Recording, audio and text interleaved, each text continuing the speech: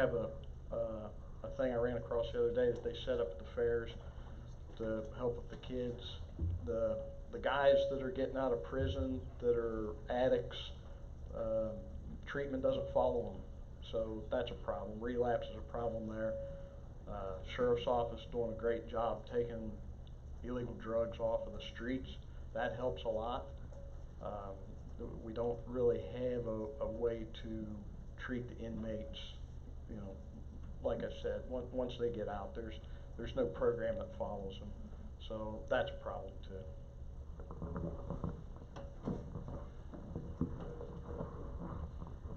The opiate addiction, actually, I usually will call it an addiction crisis instead of just opiate addiction.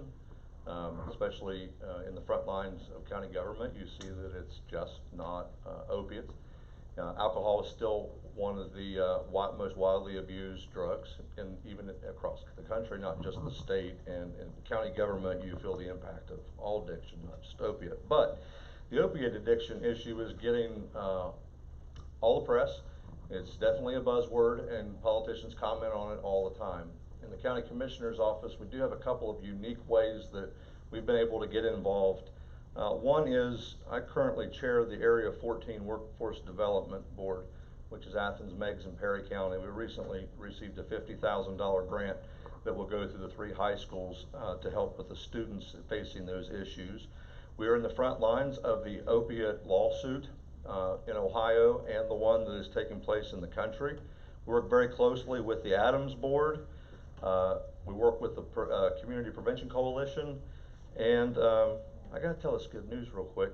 I was received a letter today from the prosecutor's office, the victim's advocate there, and we have long sought a women's and children's shelter in Meigs County, and the Serenity House in Gallipolis rejected a lot of our people, and a whole new slate of folks came in and got involved, and we will be working with them to get a new shelter open in Gallipolis this coming year. So that's how we're involved presently. Okay, and Larry, you're gonna have to move over here, man, where I see your flag. okay, and we will begin with Jimmy Wilt with this one. What are your plans for bringing business such as manufacturing, long-term jobs to our area? You expect me to answer that in 1 minute?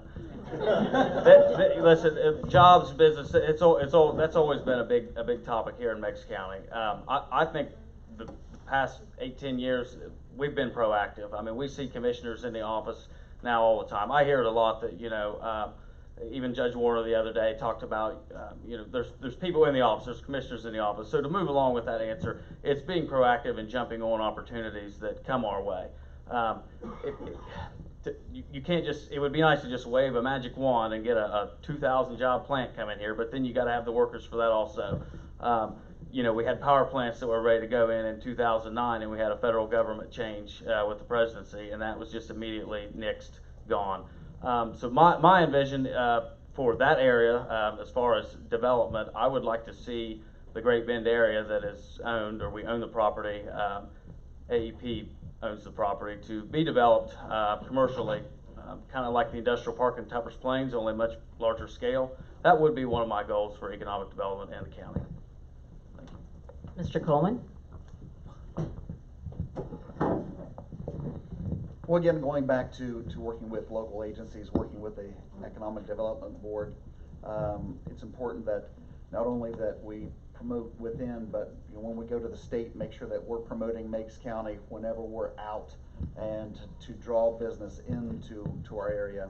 The industrial park out to Tuppers Plains, prime example. We got some great areas out there that can be developed and business can come in. So we need to be proactive, continue to be proactive, especially with the Economic Development Board to help bring folks in.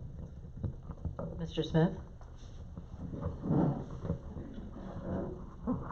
With some recent statistics that were provided to us through our Economic Development Office, and maybe you folks don't realize this, but up through 2018, I think it was an 8 or a 10-year study, Meigs County actually added 300 new jobs, while the counties that surround Meigs County all lost them. We have more high school seniors in Meigs County that are going on to post-secondary education than at a percent, much higher than any of the counties that surround Meigs County. And we have seen more of our families lifted out of poverty than the counties that surround Meigs. So there clearly has been some great things going on over the last few years. The two biggest things that we need to continue to focus on is broadband access and public transportation. Made the goal of public transportation in 2019, and if I get a chance, I'll fill you in a little more at that on my closing. We're working with Congressman Johnson in an initiative right now to expand broadband in Meigs County. Thank you. Mr. Miller? Well, manufacturing is a little something that I know something about anyway up here. You need a couple things. There's plenty of real estate in Meigs County, that's for sure. But you need electric, you need water, sewer, you need gas, you need natural gas, and you need broadband. He's right about that. You got to have broadband. That was one of the problems actually in Tucker's Plains was they had trouble getting broadband out there. They do now. So Pinkerton's they would actually drive to Marietta to download files. That was faster for them to do that than it was to sit there and try and do it with dial-up. So infrastructure is a big problem in the county, especially the gas. You're not going to bring in any big manufacturing facility in this place without natural gas and three-phase electric and broadband and water and sewer, because they are just not going to build out an effluent system with their own water and sewer. Stay standing. This is going to start with you. Oh, good. We're about halfway through, I'll give you that. All right. What experience do you have that makes you qualified for this position? I've managed budgets for going on 20 years. Managed people also. I've built coalitions. Worked with a lot of different people. Everywhere I've ever worked, I've been invited back.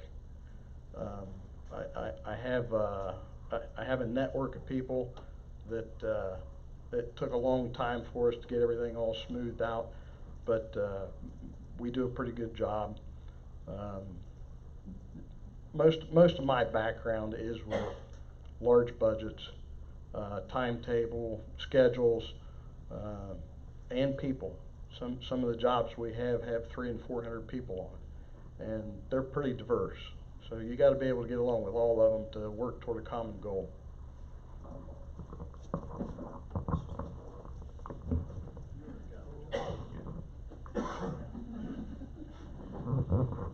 Qualifications for the job. As you've heard with a couple of the other offices, if you look in revised code, the qualifications are that you be 18 years old and registered to vote.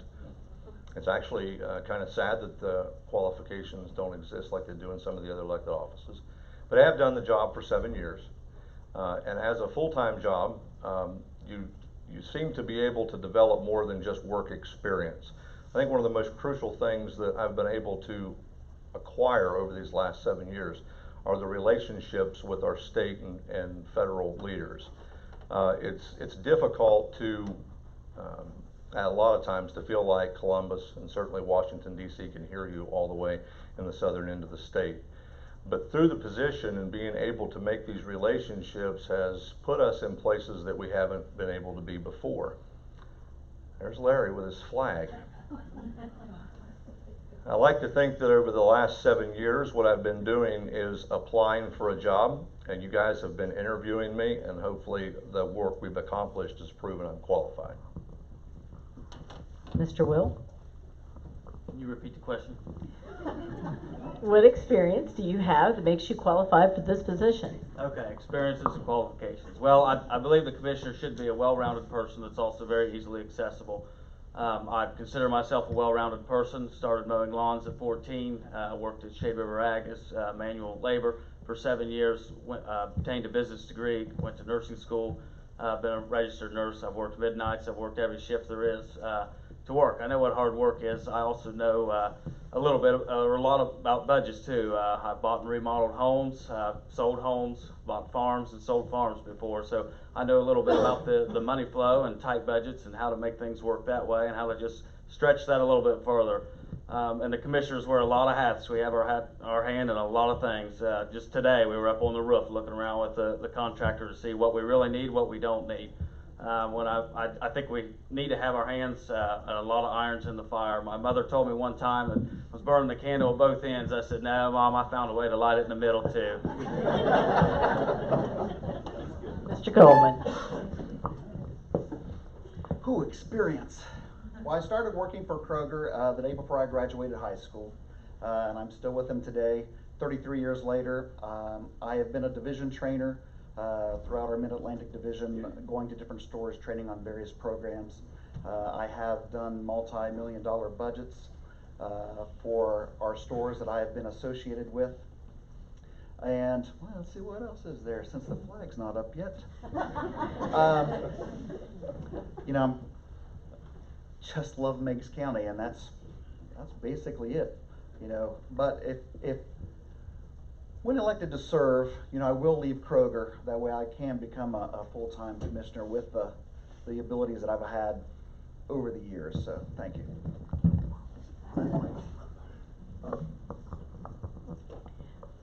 And everyone's favorite question. Small government is part of the Republican Party platform. In the Meigs County Commissioner's Office, what are your plans to actively be a part of that platform of small government? And I think we will start with Mr. Smith. Well, I think to answer that question would be to talk about what we're currently doing to fulfill that exact thing of small governments. I don't know if anybody in here has worked under Tim Ely or worked with Tim Ely before, but when I took office in 2013, I refer to that day that I took office as a baptism by fire. He's a very hard worker and he's hard to keep up with.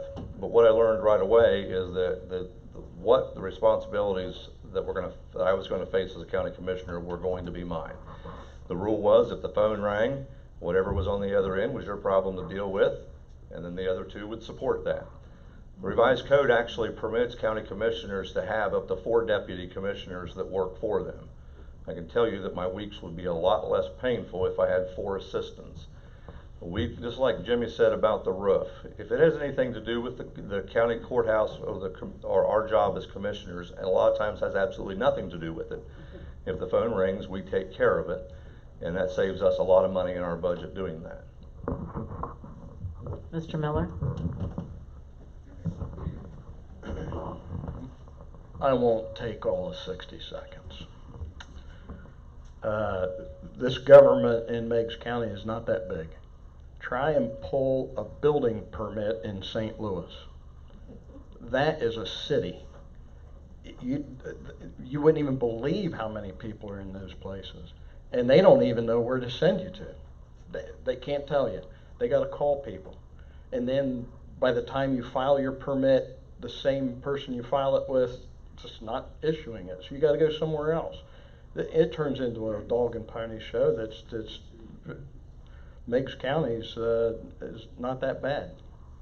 Mr. Coleman?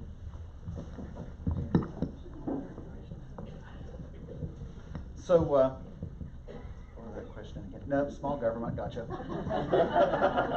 So, what was, I forget what the recorder's answer were, but we're not gonna reinvent the wheel, is mine. If it's not broke, hey, if it's not broke, don't fix it. Yeah. I think that Meigs County does a pretty good job with small government. You know, we do need to work on our budgets, and of course, you know, need some money for that, but you know, the commissioners do a good job. Everyone in the courthouse, you know, effectively does a good job.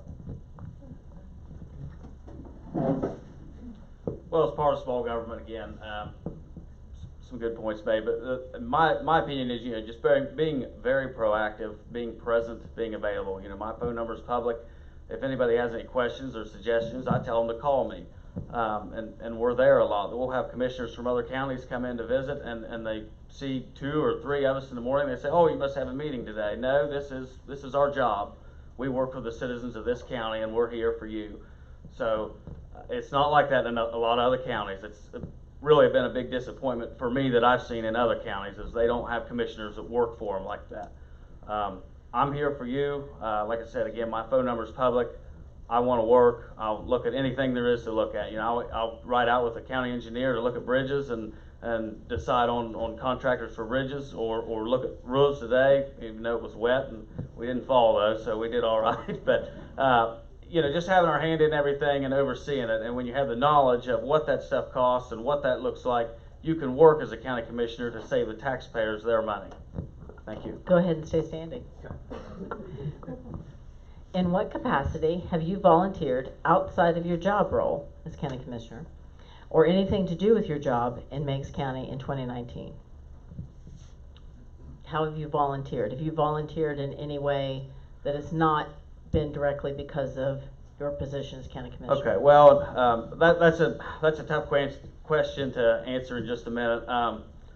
Don't really like to boast about stuff like that, but you know, it's just little things like stopping to pick up the trash in the curve where there's no houses seen. You know, you're driving down the road and see someone throw out trash. You pick that up. You see a stop sign somewhere that is rolled over or someone's hit. You go get your tools and you fix it yourself. You don't call the county. You don't call the sheriff's department, bother them in the middle of the night.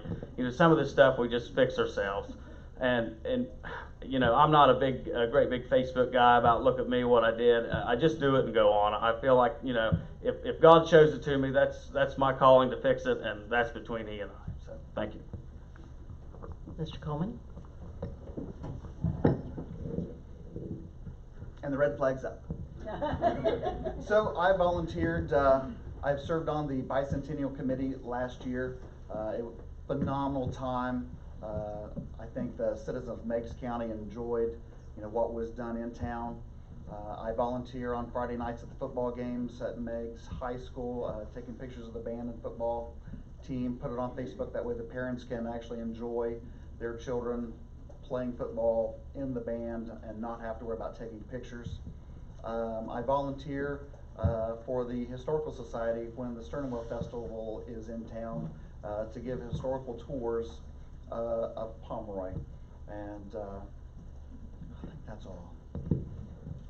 Thank you. Mr. Smith?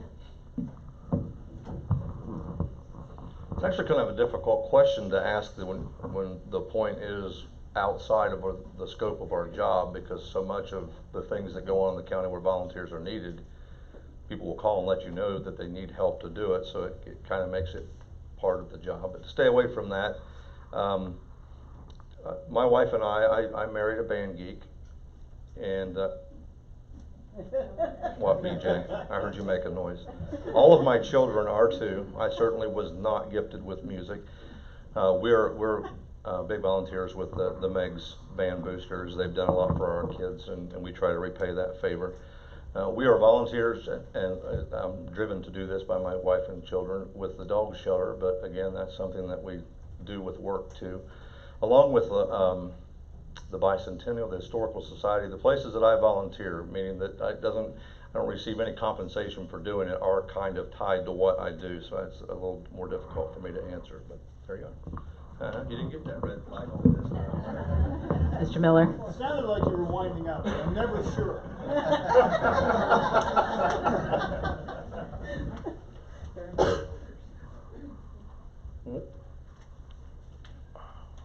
I'm one of the founders of a 501c3 of Loyalty Is Forever. That's probably one of my more proud things that I've done, actually. We do Shop with a Cop. We do the Drug Prevention Day out at the fairgrounds for the kids. We're doing Firehouse 12 right now for the volunteer firemen. I'll do a shameless plug here after a bit, maybe, of a fundraiser we're going to have in March. I have abused my authority in a sock drive for homeless people. demanded that everybody that worked for me had to bring in a pair of socks or I was going to lay them all off.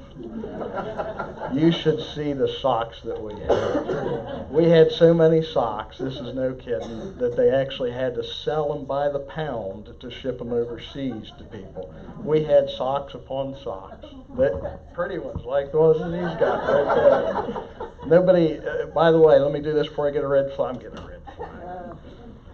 Donate socks and underwear and t-shirts. Don't donate jackets and pants and shirts, right? They need underwear, socks, and t-shirts. Okay. All right. What challenges do you see for the county that the Meigs County Commissioners have the authority to address? And let's start with Mr. Smith.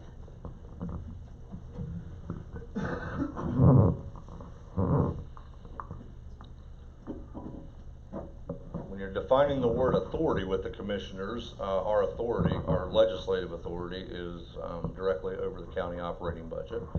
And as always, the budget becomes a big topic of discussion and likely is a problem each year for various reasons. However, we've been able to maintain a balanced budget since 2013 when I first took office. Presently, the biggest issue that we're dealing with and going in further into 2020 is the sheriff's budget. It has been in crisis mode since about the middle of last year, and as we move into 2020, we're nearing a deadline where we will ultimately seek a resolution to put the sheriff's office and that budget into a quarterly spending plan. Basically is doing the annual budget but watching it quarterly to make sure that we can live within our means.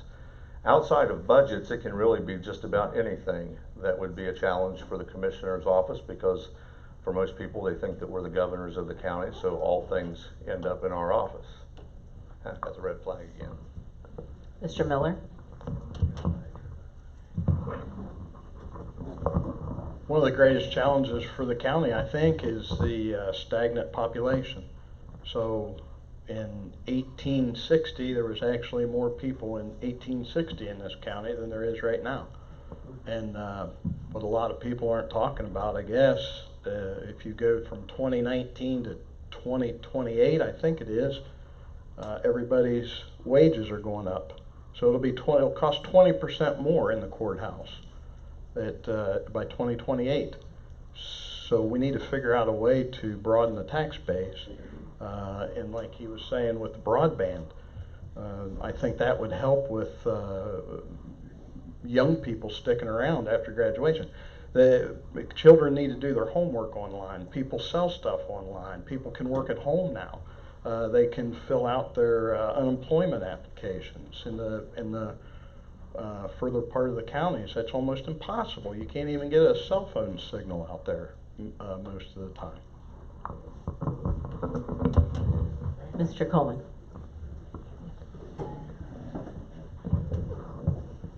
Well, Mr. Smith took my answer, so what he said. But I think it's important, the budgeting process, that all the agencies that fall under the umbrella of the commissioner's budgeting area, they operate within their means. You know, if there is an exception, that is just that, it's an exception and it should not be the rule. So that, I believe, is the biggest challenge. Of course, when we're talking about budgets in Meigs County, yeah, one word: money. Where's the money? Is there going to be enough money? Budget is an issue. Obviously, coming into this, brand new from a year ago, I've been trying to, and the gentlemen have been well about bringing me up to speed on the budgets. I have done some research at the past, and yes, this sheriff's budget is obviously the largest, at over 25%, or at 25% of our budget. So we are, going through with the quarterly spending plan. Hopefully, try to narrow down some bleeds there. We've been working. We've tried to communicate with the sheriff and keep everybody on board and work together toward the ultimate goal of keeping everything that we do have, and that comes through efficiency as well. Everybody has to be really efficient. We have to get all we can get as far as everything on tax base and what we spend and frivolous spending within the courthouse as well. So it all starts with one person and everybody else, and we all have to be very efficient and watch every dollar, every penny we spend. Thank you.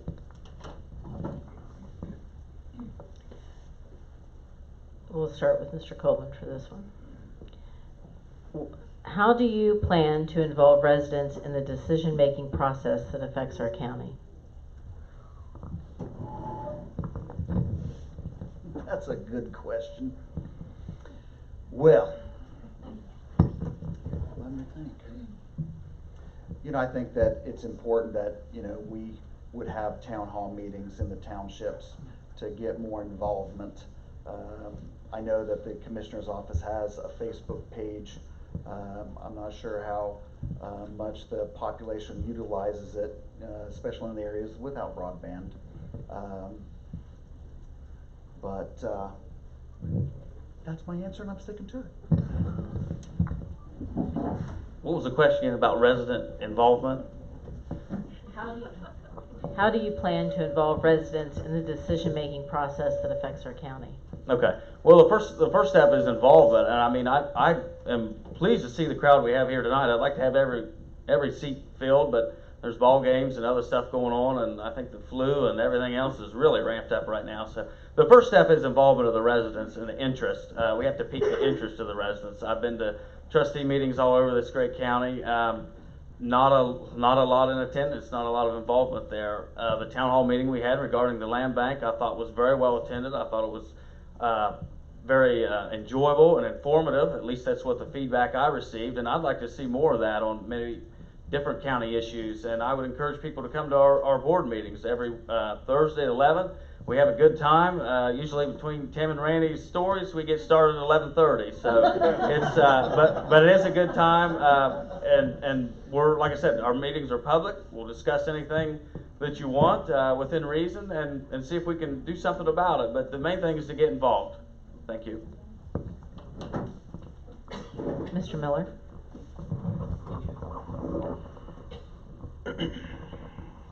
I think that the commissioners could have meetings in the evening, once a month maybe, sometime 6 o'clock, 7 o'clock. That's when basically all the trustee meetings, they're all in the evening. If you want to go out, you can. When you have them during the day when everybody's working, that's kind of difficult, right? I mean, nobody's going to take off work to go down to the courthouse, and this would be a great place to have one. Have one here at 7 o'clock at night, once a month, or move it around, right? Have it out in the township, have it in a school cafeteria, have it in a volunteer fire department, right? Just move it all around. Do that. Post your meeting minutes online. You should be able to pull the meeting minutes down and read them, and you could be more engaged. You can find out what's going on. You can read the agendas. You can do it for most any county, except this one.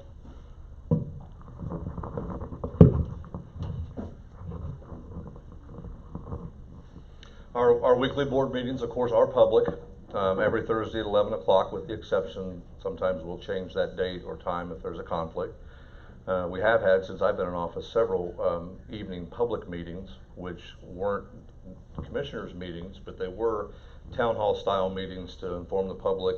Particularly the dog shelter was a big public meeting that we had, and we've also had recently the land bank meeting, and we've also had meetings on the Second Amendment. The issue with having evening commissioners meetings is once the courthouse closes, we lose access to the county auditor, the county treasurer, we lose access to the prosecutor, we lose access to offices that we need to be able to conduct the board meeting that we're there to do each week. So it would be practically impossible unless you were to staff the courthouse into that time period. Our Facebook page is really good for information, and I know most of the county elected officials are certainly talking to their constituents when it comes to decision-making time, and I certainly have always tried to do that as well. Okay, and we'll start this off with Mr. Will. What is your personal experience with preparing, balancing, and authorizing budgets? Well, I've got a lot of experience with that as far as my home budget. I have my home budget, I have my farm budget, used to have my rental budget. I got out of that, I was telling you about pulling the irons out of the fire, so I pulled that one out. I had a lot of experience with that. I realize always that there's so much money to spend, and there's so many things that have to be done. Again, it's like our home budgets. Our rent and water, electric probably come first before going to Texas Roadhouse and to the movie. So, you know, you prioritize your needs in order, obviously, of what has to be done, what needs to be done, and on down the line. It's the same in farming, you know.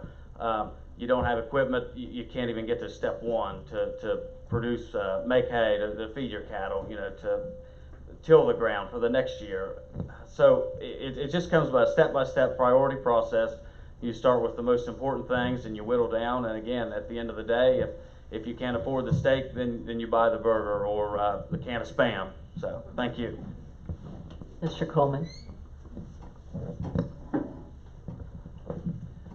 Well, first, you do have your home budget, and, you know, your car payments, and your house payments, and, you know, can you eat out? Well, then, you go to Kroger, and, well, the budget just gets a little bit bigger, and worked in 7 different stores, and been responsible for the budgets, not just quarterly and half yearly, but the full year budget.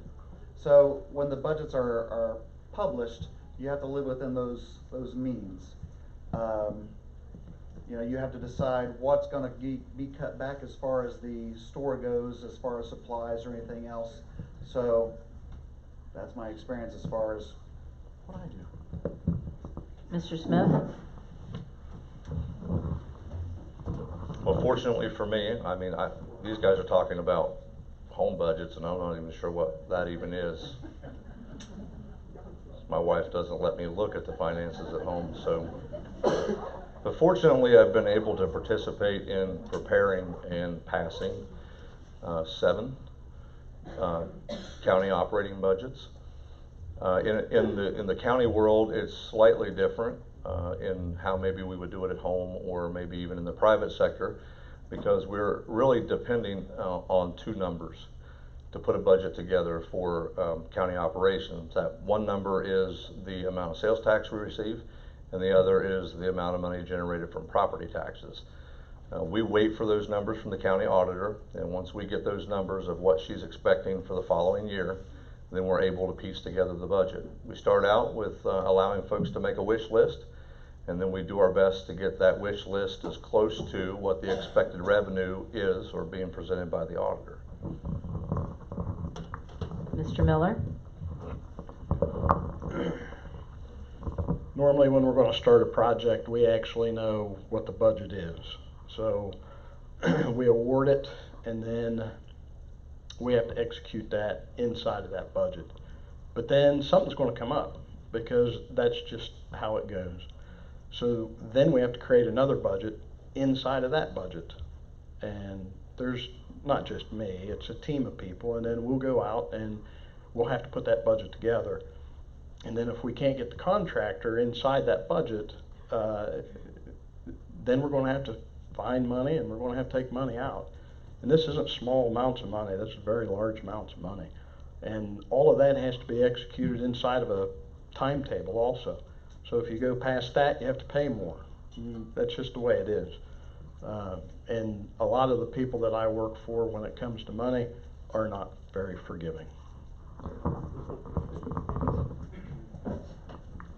Okay, well, actually, Mr. Miller is going to have you continue to stand.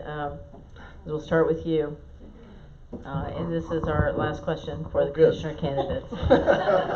Hey. For everybody else, you need to wake back up, because we're going to be coming back to you. Okay. If elected or re-elected, what changes do you plan to make in the commissioner's office? If you're elected, what changes would you make? What would I change? Mhm.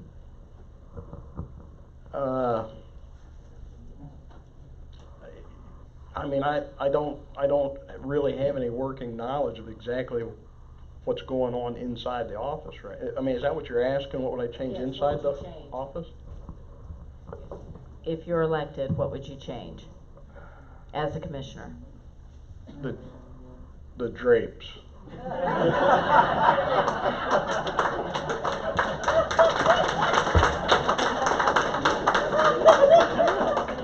Thank you.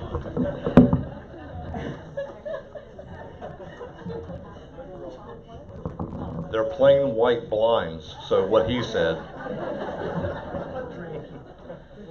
Yeah, I'm very satisfied with the operations of our office, and the general working environment itself. I've worked for places that weren't quite so.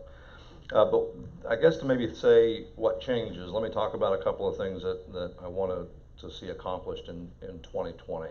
Things that we haven't focused on necessarily before. Because we're goal driven, that's the only way we can make it work in there. I talked a moment ago about public transportation. We started having conversations about public transportation last year, and we finally have been able to team up with Perry County, who across the state is known as the county who has the model program to put public transportation in place.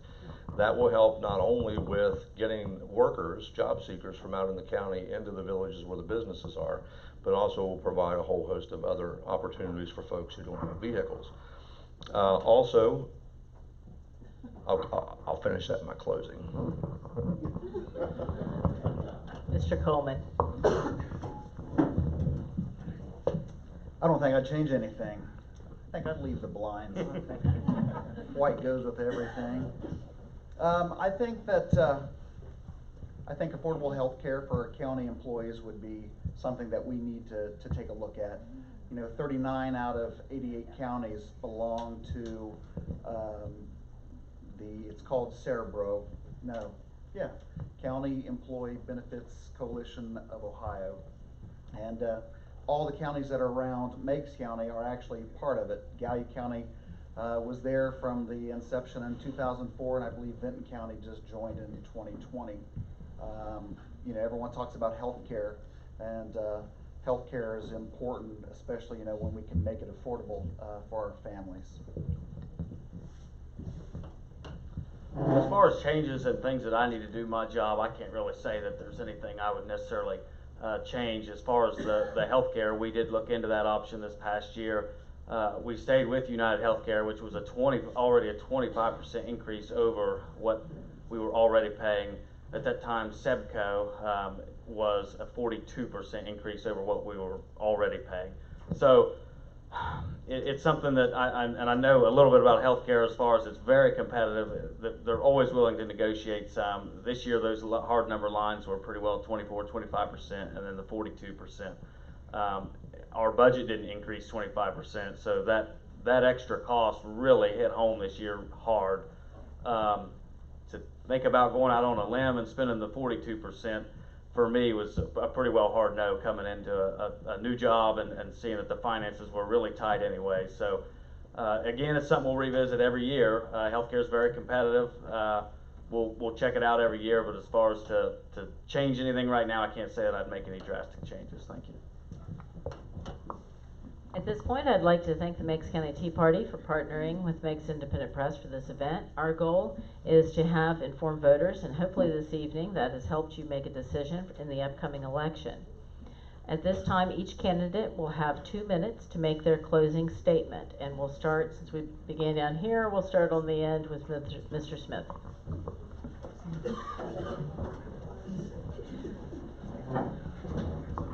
One thing I'll say about the county commissioner's office that probably should be said about all the elected positions at the county level is they should not be part-time jobs.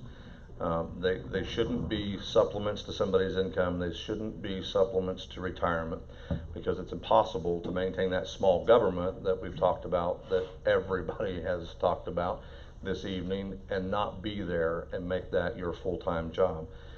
If you're not there and it's not your full-time focus, then there are a lot of things that you're going to miss in the county commissioner's office. Case in point, when budget issues happen, unless it is a drastic, unforeseen issue, unpredictable issue, you can see and watch trends and see where you're going to end up. If you're not there, if it is not your primary job, then it's impossible to be able to catch those things. So I say that about all elected positions. The law says we're required to work 8 hours every 90 days, which is absolute insanity. But that is what the minimum requirement is for a county commissioner. What I want to talk about is a couple of the goals that we had set in place in 2019 that we have been able to finish up already early in 2020. And that is getting rid of, I say getting rid of like it's negative, but we were able to make a deal and get the former Mark Porter property at 308 East Main Street sold this past week. And that will be developed by a private individual. Right out the door here, you're going to see the remains of Veterans Memorial Hospital. And that's exactly what happens when a building is left empty for too long. The roof starts to give way, and once you get water in the building, it becomes a pit. Already that long? And also capital budget submissions. The county has been knocked out of the capital budget rotation for many years. 2009 was the last time there was any significant capital budget awards. Mr. Miller? Thank you. I'm a union millwright by craft. I worked my way up through that to a superintendent, and then to a project manager, and now I'm the owner's representative. I really am hard on myself to the point to where I don't even like to talk about myself. But I do work really hard, and if I'm elected, you are going to get my best effort, for sure.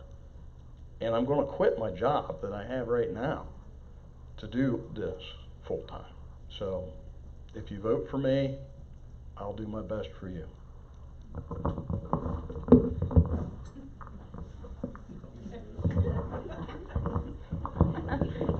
No, it's okay. Yeah, I know. You've been going back and forth between commissioners for so long. I know it's been a while since you've heard from us. I feel like they got a lot harder questions next time. So, I feel like I would have been a little more comfortable if you'd have let me sing my answers instead of saying them. I just have to say that. I have to get that out. I know that I can't expect to win my first campaign. I'm not a political person, and people just don't know me. At least that's what I've been hearing from some very well-meaning people over the past couple of months since I've started this journey. Well, I'm standing here tonight to tell you that I do expect to win, and people will know my name by March the 17th. My name is B.J. Smith Christine.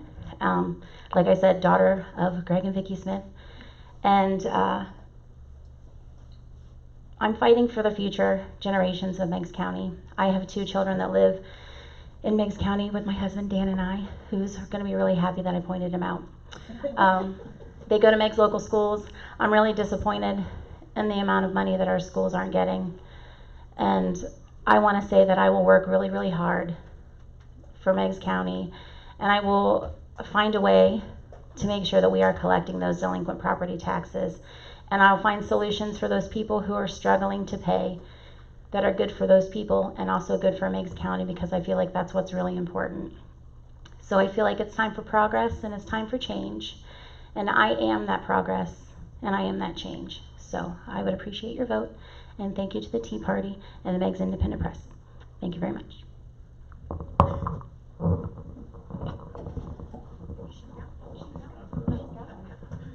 Well, I'm Peggy Yost. You all know that. And oh, there it is. Well, I'm Peggy Yost, and I am currently your county treasurer, which I've been working in that county government for, it'll be 20 years this year, and then I went full-time in August there. And under my predecessor, Howard Frank, he taught me. And of course, I had Roberta and Nancy. They were a blessing. They helped me learn all the tricks and trades that what a county treasurer actually does in there. I mean, there's a lot of responsibilities that a treasurer does have, just even collecting real estate and mobile home taxes. And you have budgets you have to work with. I have to reconcile with the county auditor. We have like 250 accounts that we have to oversee, and then we balance every month. And then at year end, we have to be right on the penny. And we have problems that accumulate throughout the period of months and stuff. I'm responsible for all the money that's financed to make sure it's to the penny. We take care of county warrants through banks. We do other multiple tasks. And the one thing is, you learn the people of this county when they come in, and they come in and talk and say, well, can you help me find this? Sure. What do you need? We'll get you where you need to go. I went as far as climbed up on shelves to get stuff for people, you know, so they call me the spider monkey. So, but that was before I broke my ankle. So, but, you know, and I have a wonderful staff that helps the individuals, Roberta, Tanya, and Chris. We're in a crunch. We're getting ready to send our tax bills out, and we've had help from the title office and the auditor's office helping us stub our tax bills this time. So we're going to mail them out Friday, and they were a true blessing. And you know, and I appreciate every one of them, and I even appreciate all the people throughout the county, because you know that means a lot to me that they can come to us and ask questions for guidance for them, to help them get where they need to go. So, you know, that's what we're there for, is for you. So, and I appreciate your vote on March 17th, you know, that you would consider me as your county treasurer again. So I appreciate the Tea Party and, you know, Independent Press for inviting us here tonight, and we had a wonderful time, and a lot of jokesters. So we loved every bit of it, so thank you. And again, thank all of you for coming out. And I think as you've heard from all of us up here, we're all fiscal conservatives. And although I think we could agree that the Senior Citizen Center could splurge for some wireless microphones next time, but probably help us out a lot. And I'm considering how many miles some of us have put on our cars in the last few weeks, some public transportation might not be a bad idea either. But at any rate, thank you all for coming out. And as you heard in my remarks earlier, I want to try to build upon, if elected county recorder, I'd like to try to build upon the good work and the positive changes that have been done over the previous nearly 4 decades at the county recorder's office, and to try to build on that with some newer technology, to upgrade that, to make it a little more user-friendly. And as I said earlier, because funding, we all know, is the issue. And so getting the resources from the state legislature, just as we've seen with the Board of Elections, just as we've indirectly seen with our courts, those dollars can make a difference, come back here to Meigs County and make a positive difference, and then utilize the resources that already exist at the Voinovich Center at Ohio University to also help make some of those changes to get some of our records redacted and then scanned in. And I can't promise this will all be done in the first 7 days on the job, but we'll certainly work in that direction. And again, thank all of you for coming out. And if you were expecting, for those of you at home, something as exciting as Donald Trump and Hillary Clinton, sorry to disappoint you, but stay tuned for the fall.